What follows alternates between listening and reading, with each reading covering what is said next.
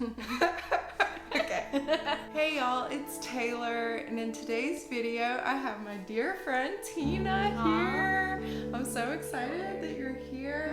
So we're gonna be talking about soul nourishment, which doesn't that sound good? I want some nourishment for my soul. What is soul nourishment, Tina? Well, thanks, Taylor.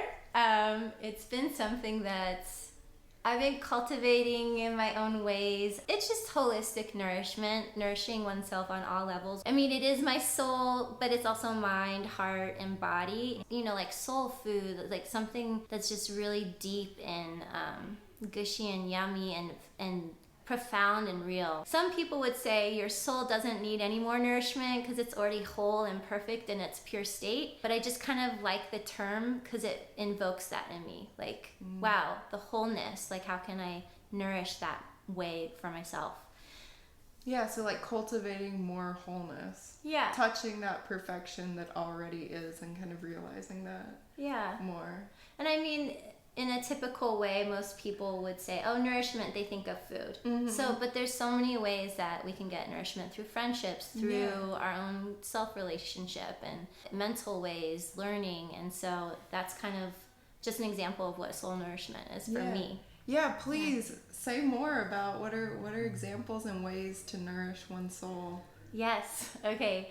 It's interesting because being on a healing journey and on a raw food path, I came to points where I couldn't really like numb myself with food or distract myself or entertain myself with food, which I didn't even know I was doing. For instance, one of the biggest epiphanies I had on a juice cleanse one time was I was about to drive to the store when I was about to cry, and I just realized like, wow, my relationships at that current time were just not fulfilling. For me, my top 3 tips are first, nourishing myself so that I have something to share with others. And of course, it's a practice. I'm not perfect at it, and we're all working on that journey together, I think. Definitely, yeah. But the number one thing I've realized is that my morning practice, my sadhana, is key. When I don't do it, I feel really off, and it really sets the tone for me to center, connect with my intuition. How do you do that? Well, I personally currently work with affirmations and journaling. Like, I do different styles of journaling. Like, sometimes it's brain drain, just releasing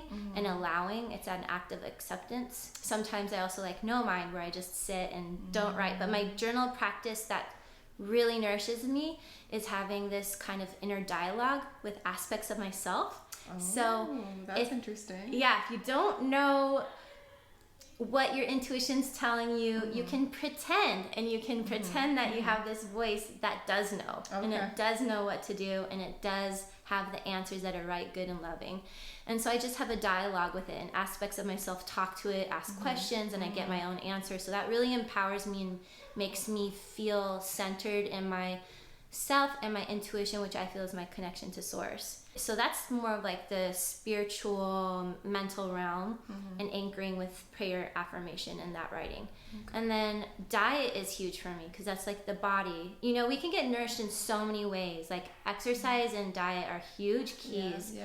But I feel even more with the type of nourishment I put in my body. So I really believe in a plant-based, high raw vegan diet, if all raw if you want, or wherever you're at, just including more fruits and vegetables that are fresh, and accompanying it with nuts and seeds is huge. Yes, it's definitely a game changer. On the emotional heart realm, just nourishing with relationships that feel really healthy and loving, and tending that personally through an emotional acceptance practice, like really feeling the emotions. This has been the hardest one for me, and it's been going through the whole spectrum of emotions and learning what is emotional intelligence. I would say for the emotional intelligence and acceptance, the diet and exercise kind of go hand in hand, and my self-awareness practice in the morning really helps. Yeah, so tending to body with diet, with exercise, tending to the spirit with the journaling and affirmations. The third one's emotional acceptance. Right. So the social and the emotional. Yeah, your relationships, and then feeling your feelings and being with Yeah, because we judge them a lot. If you want to learn more, yes, we're please go both check around. out Tina. Yeah, I will include links in the description to Tina's Instagram and her YouTube channel. Beautiful. Thank you. Yeah, thanks so much for watching. Please like this video if you like it. Subscribe for more videos. Leave us a comment. We'd love to connect more.